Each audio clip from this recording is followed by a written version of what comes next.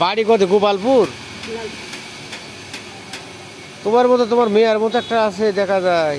আমার তোমার মেয়ে নাকি এটি আসে?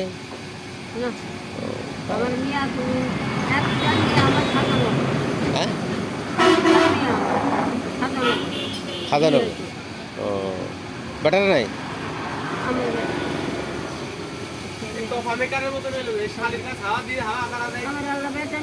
আমি এত কষ্ট করি